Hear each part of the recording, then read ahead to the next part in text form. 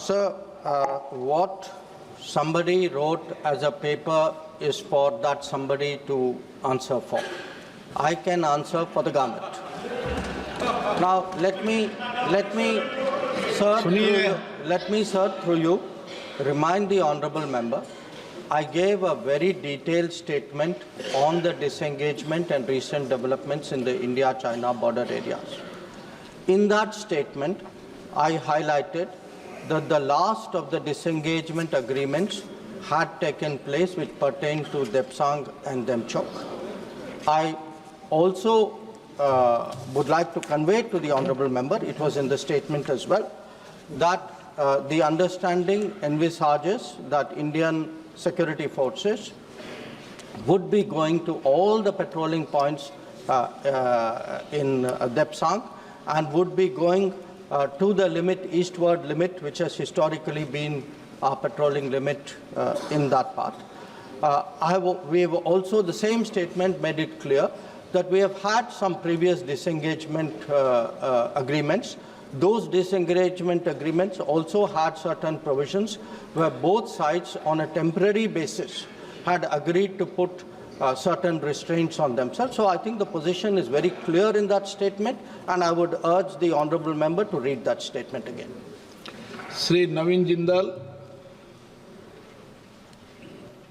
Thank you, Speaker, sir. Sir, I'd like to ask the Honourable Minister, through you, sir, that what steps is India taking to improve our relations with our neighbour Pakistan, and also to what steps are we taking to increase the trade and commerce with them? Thank you, sir. Sir, I would like to inform the honourable member that in terms of improving ties with Pakistan, like any other neighbour, we would like to have good ties. But like with any other neighbour, we would also like to have ties free of terrorism. So this has been the position of the government. We have made it very clear that it is for the Pakistani side to show that they are changing their behaviour of the past, and that if they don't, of course, there are implications for the relationship and for them. So I think the ball is very much in Pakistan's court in this regard. Regarding trade, sir, I think some of the disruptions which happened because of decisions by the government of Pakistan in 2019, and it is a matter on which they took the initiative, and we have an agnostic position on this. Sri Asaduddin Owaisi. Sir, can the Honourable Minister enlighten the House that Nepal has printed on their currency showing Indian territories, and what steps are being taken to stop this drug entering from India from Myanmar? And we have committed $10 billion to the development of Bangladesh. What steps is this government taking to ensure that the Hindus in Bangladesh are protected and temples are protected? See, our position regarding our borders is very clear. So I think any expectation in any of our neighbors that by doing something it would get India to change its position, I think they should be very clear that is not the case.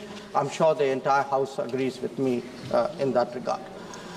With regard to Myanmar, sir, because of the very disturbed conditions in Myanmar, we have had to review the open regime policy, which has historically been there. But we are sensitive to the requirement of the border communities. So it is something which we are working on. And part of the challenge is that there is very little government authority on the other side of the border. So most of what we have to do ourselves.